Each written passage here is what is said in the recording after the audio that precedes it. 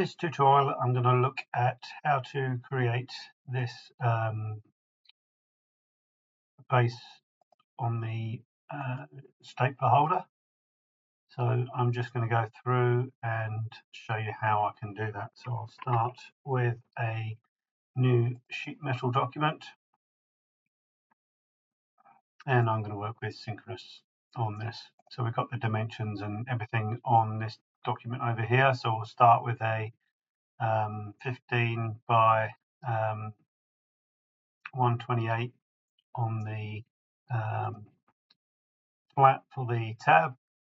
So I'll start with a rectangle by center, lock it to this plane here with the F3 key, and then I can just type in the dimensions that I want. So type in that, hit the tab key, and 15 as I said, and hit enter for the orientation.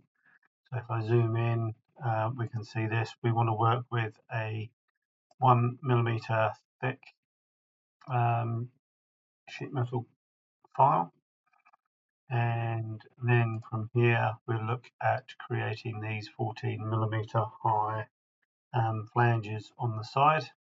So we've already defined the overall width, so from here we can just click on the edge. If I hold the control key down, I can click the other edge as well, not the one I drag up.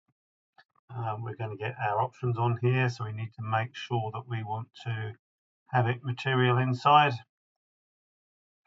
and the measurement point is outside. So if I wanted to, I could go in and check the flange options, and I know it's set to 1mm bend radius, so I will leave that as is. So again, we can just type in the size, and that creates our base structure. So at one end we've got these flanges coming in. As you can see, it's bend and material outside, so you've got the bend and then the material thickness, so it makes it longer than the original part, and we've got a 5mm gap on here. So coming back into here, I can click on these two. There's a 5mm gap, it's 15mm wide, so each flange is going to be 5mm long. So again, I click on this edge here. Notice that solid edge is sensible enough that it's bringing both in.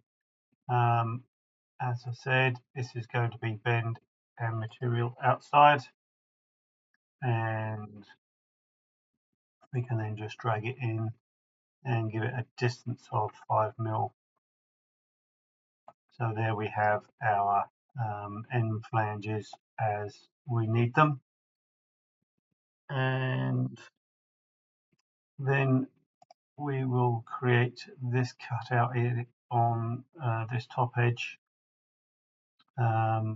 So I can do this in a number of ways. I'm just going to take this simple cutout first, and we've got dimensions here. So it's a 1.5mm round coming off there, so it's 1.5mm drop, and then it's just run out, so it's 58.5 from the opposite end to what I've just entered the flanges on. So if I draw a line on here, if I lock it to that plane there, using the F3, Control H takes me through to the sketch view. So there's my flanges, so I'll start drawing from this end here, and then get to a certain point, hit the A key, and if you can see there's a circle on here. So depending on which way you come out of that quadrant will define whether it's a perpendicular or a tangent arc. And as you can see on the cursor, there's a tangent symbol, so I know I'm tangent to the top flat face, so when I adjust the sizes, that will adjust in as well. So make sure that you've got that tangency, and on here you'll see that you've got a circle and a cross. So the cross means that it's a point on, circle means it's a tangent. So from here we can just use the smart dimension and redefine that as 1.5, and that arc remains consistent as well. So hit escape, turn off the locked plane, click in the region, and from here it's just a matter of grabbing hold of the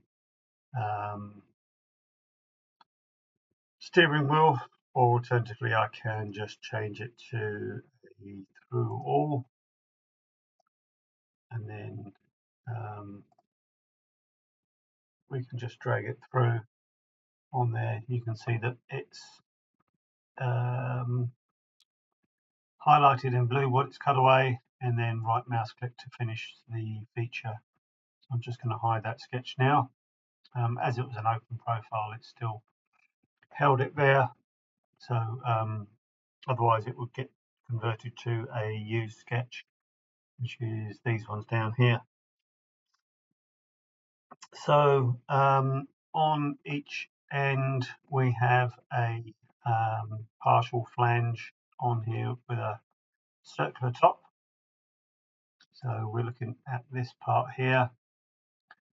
They are 6mm wide.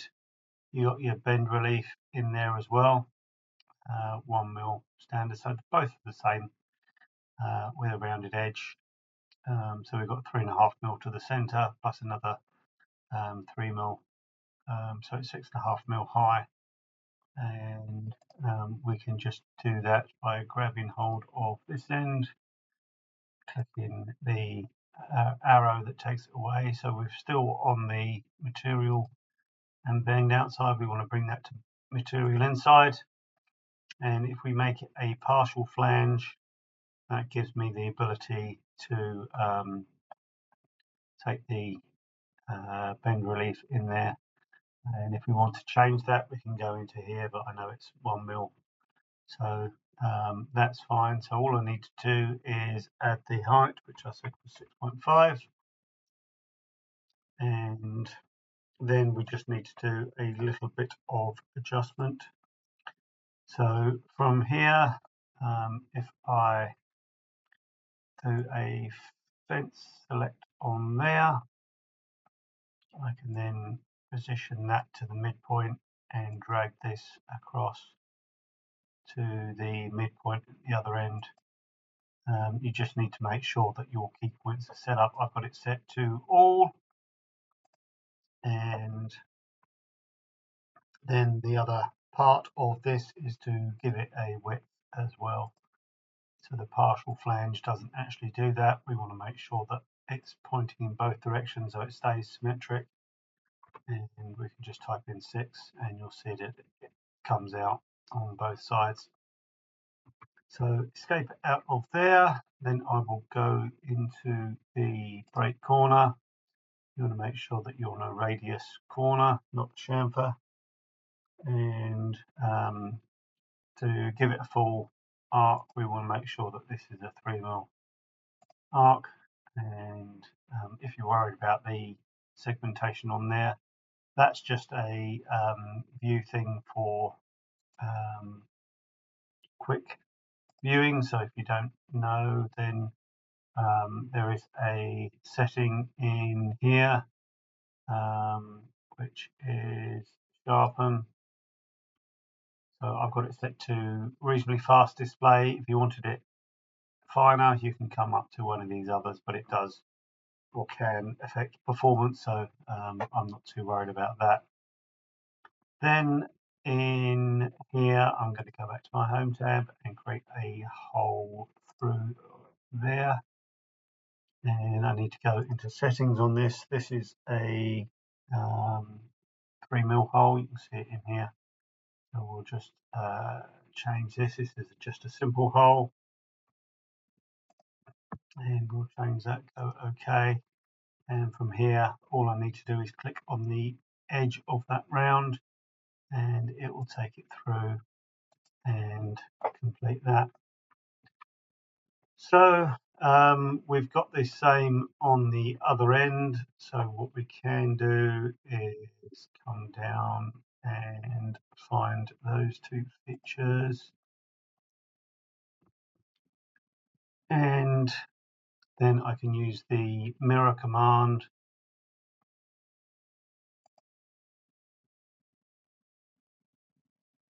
and hovering over here I can then make sure that I get my base plane, and that gives me the same up at the other end, so that I now have my two flanges. So now we need to create some cutouts. We've got one here which is 10mm in and 2.5mm wide by 2.5mm deep. So again, I will go to a rectangle by center, and if I hover over this plane here, lock it, Control H, I'm going to change that to by 2 points and just sketch that in. So if I type it in to start with, hit the tab, 2.5mm, all I need to do is maybe dimension it to just make sure that it doesn't change, but then it means that I don't have any extra work because those sizes are already set, so I can just drag off those lines, and then, as I said, I want to come from here and make that 10mm. While I'm here, I am going to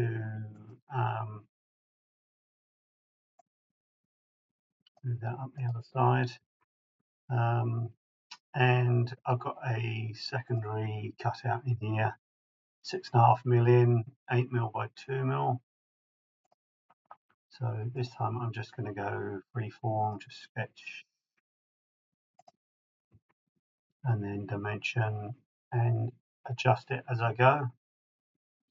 As I said, 8mm, 6.5mm in. If I hover over that, I can align those as well if I want to. More important on the drafting side. So 5mm, 2mm, still in smart dimension, so I can go and change that to 5mm and click on there and change that one to 2. So that gives me my two cutouts, and if I want to I can do both at the same time. So if I click in there, hold the control key down and click in there, I can then just drag straight through or change it to through all and go through and finish that. So now we've got most of this done. We need to look at doing the end piece on here. So we've got some weird sizes on here. It's not a full arc, it comes round. So the center is 4.5mm up and 2.5mm in with the 4.5mm rad. So I'll just add that in to start with. So lock the plane. So circle by center is going to be a 9mm. So I will draw this out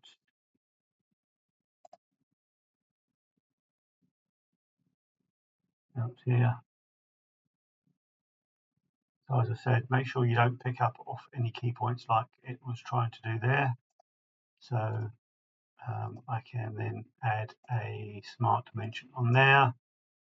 Dimension from the circle down to here. This one was I think 2.5 and 4.5mm up from the bottom edge. And then from here I can add in my lines. So to start with, I'm going to come off of, so this is coming off that feature on the inside. So it's 2 mil up. So that's this point here. And we can just bring that out to intersect with the arc or circle. And then for the other one, if I come here, you'll see that it just follows around. If I click on a key point, it doesn't work quite the same. And hit the tab key, this one wants to be a 30 degree. So I am going to take that up to this top edge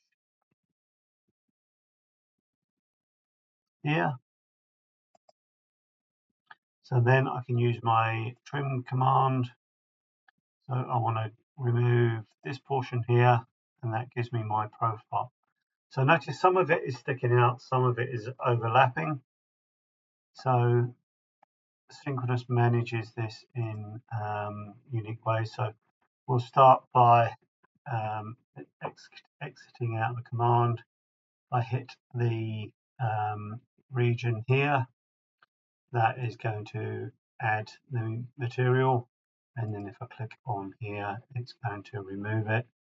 So I will just take that and drag it all the way through. So then I can go to my use sketches and restore that. So then if I click on my sketch here, I've got my steering wheel on this top edge. So you want it on the edge there. So then I can drag that across. I'm going to turn off the design intent because I don't want it picking up off anything else. So I can then drag that across to either one of these edges, it doesn't really matter, and escape out of there. And then I've got my profile here that I can add onto the other side to add the other tab. So that just leaves, if I am correct, this hole in here. So this is a 2 diameter hole, 5 mil up and 5 mil in. So if we go circle by center, we'll actually hole, change the hole settings to be a 2 millimeter hole.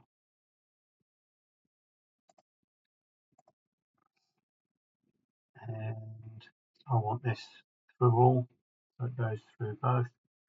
Make sure you don't pick it up off any other geometry, and I will place that and then add some dimensions in to position that. So we've got a smart dimension, as I said, 5 mil from there. Just need to pick on the edge of the hole and change that to 5, making sure that it does move in the right direction. So you want the arrow pointing in the direction that you want it to move, otherwise it will move the face. So it's going to move the hole down. And that now completes the part. One last thing to do is to go to the tools menu, go to flatten, pick the principal plane and orientation, and that creates your flat pattern to finish the part.